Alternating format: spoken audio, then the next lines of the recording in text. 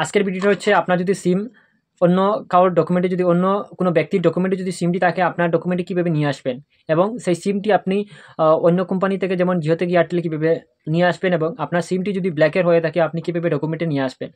তো আপনি যদি জিও সিম ইউজার হন বা জিও সিম যদি ইউজ করে থাকেন, সেই সিমটি আপনি অনেক দিন ধরে ইউজ করছেন, সেই সিমটি আপনি বিভিন্ন ডকুমেন্টে আপনি সেই সিমটি অলরেডি দিয়ে রেখেছেন, যেমন আধার কার্ডে, ভোটার আইডিতে, প্যান কার্ডে এবং অন্য কোনো ডকুমেন্টে দিয়ে রেখেছেন। তো সেই সিমটি আপনার ডকুমেন্টে নিয়ে আসতে চান, তো কীভাবে নিয়ে আসবেন? প্রসেসটি অনেক সহজ। আপনি এই ভিডিও সম্পূর্ণ দেখবেন। আমি এই ভিডিওতে এই বিষয় নিয়ে আমি আলোচনা করব, তো আপনি এই সম্পূর্ণ ভিডিওতে দেখবেন। তো হ্যালো ভিউয়ার্স, আমি একজন সিসিবিএল এবং এয়ারটেল পেমেন্ট ব্যাংকের বিসি এজেন্ট এবং এয়ারটেল সিম রিটেলার। আমি এই ভিডিওতে এই প্রসেসটি বলবো। যারা বিআই এবং বিএসএনএল সিম যারা ইউজ করছেন, বিএসএনএল সিমে অনেক সমস্যা হচ্ছে নেটওয়ার্কের। তো বর্তমানে বিএসএনএল সিমের নেটওয়ার্কের কারণে সে বিএসএনএল থেকে এয়ারটেল এবং জিওতে কনভার্ট হচ্ছেন। তো আপনার যদি বিএসএনএল সিম যদি আপনি যদি কনভার্ট করতে চান এয়ারটেল সিমে, তো আমার সঙ্গে যোগাযোগ করতে পারেন। এবং আপনি যদি সেই সিমটি যদি জিওতে কনভার্ট করতে চান তাহলে আপনি কনভার্ট করতে পারেন। এবং আপনার সেই সিমটি যদি আপনার ডকুমেন্টে না থাকে, অন্য কোনো ব্যক্তির ডকুমেন্টে থাকে, আপনার কনভার্ট হয়ে যাবে। তো যদি আপনার নতুন সিম লাগে তাহলে আমার সঙ্গে যোগাযোগ করতে পারেন। আপনি যদি এয়ারটেল থেকে জিও থেকে এয়ারটেল করতে চান তাহলে যোগাযোগ করতে পারেন। বিএসএনএল থেকে এয়ারটেল করতে চান যোগাযোগ করতে পারেন। আপনি বিআই থেকে এয়ারটেল করতে চান যোগাযোগ করতে পারেন। যে সিমটি ইউজ করছেন সেই সিমটি যদি আপনার কার্ড ডকুমেন্ট কীভাবে আপনার ডকুমেন্টে নিয়ে আসবেন এবং আপনার যে সিমটি আছে সেই সিমটি আপনার রিলেটিভ কোনো একজনের ডকুমেন্টে আসছে, আপনার ডকুমেন্টে নিয়ে আসবেন। যদি আপনার যদি জিও সিম থাকে তাহলে সেই সিমটি আপনি পুট করে আপনি এয়ারটেল করে নিন, আপনার ডকুমেন্টে চলে আসবে আপনার আধার কার্ড দিয়ে। এবং 15 দিন সময় লাগবে সেই সিমটি আপনার পুট হতে, বা সেই সিমটি আপনার সিমটি যদি জিও থাকে তাহলে এয়ারটেলে আসতে 15 দিন লাগবে, এবং আপনি যদি বিএসএনএল থাকে তাহলে এয়ারটেলে 15 দিন সময় লাগবে। আর যদি সিমটি যদি জিও থাকে আর এয়ারটেলে আসতে ডকুমেন্টে আসতে আপনার 15 দিন সময় লাগবে। আপনি যেই প্রসেসটি করবেন, যে কোম্পানি থেকে ট্রান্সফার করবেন, আপনার 15 দিন সময় লাগবে।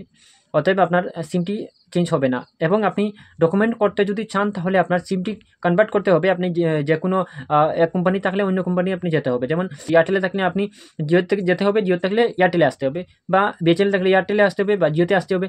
আপনি সিম যেই কোম্পানিতে চালাচ্ছেন সেই কোম্পানি ছেড়ে আপনি অন্য কোম্পানি যেতে হবে আপনার সিমটি ডকুমেন্টে আনার জন্য। আপনি আমার এই ভিডিওটি যেখান থেকে দেখেন না কেন, আপনি সিম পরিবর্তন বা সিমের অ্যাড্রেস পরিবর্তন আপনার নামে সিম যদি করতে চান তাহলে আপনি নিয়ারেস্ট কম্পিউটার দোকানে বা নিয়ারেস্ট যেমন আমি এয়ারটেল সিম রিটেলার, এরকম অনেক রিটেলার আছে, ওনাদের কাছে গিয়ে আপনি ফিঙ্গার যে দেখতে পাচ্ছেন আমার ফিঙ্গারের অলরেডি লগো আছে এয়ারটেলের। তো আপনি ফিঙ্গার দিয়ে বা ফেস অথেন্টিকেশন করে আপনি সিম লাভ করতে পারেন। এরকম আপনি সিম যদি লাভ করেন তাহলে আপনার সিমটি ট্রান্সফার হয়ে যাবে এবং সিম ট্রান্সফার হওয়ার পর আপনার নামে সিম হয়ে যাবে। কোনো সমস্যা নেই, যে কোনো ডকুমেন্টে দিয়ে দেওয়া থাকুক না কেন। আপনার যদি সিমটা যদি হেরে যায় তো আপনি সেই নম্বর দিয়ে আপনি সিম যে কোনো দোকান থেকে গিয়ে সিম বের করতে পারবেন। শুধু আপনার সাপোর্টিং ডকুমেন্ট লাগবে, যেমন আধার কার্ডই লাগবেন, আপনি সিমটা বের করতে পারবেন। আপনি যদি আমার দোকান চিনে থাকেন বা আমাকে চিনে থাকেন তাহলে আমার সঙ্গে যোগাযোগ করতে পারেন। আমার নম্বর এখানে দেওয়া আছে, আপনারা আমার সঙ্গে যোগাযোগ করে সিমের বিষয় বা সিম কনভার্টের বা নতুন সিমের বিষয়ে আমাকে জিজ্ঞাসা করে বা এই সার্ভিসটা আমার দোকানে এসে আমার সিসি পয়েন্টে এসে আপনারা এই সার্ভিসটা উপভোগ করতে পারেন। যদি আরও নতুন ভিডিও যদি পেতে ইচ্ছুক তাহলে আমার এই চ্যানেলটি সাবস্ক্রাইব করে রাখবেন।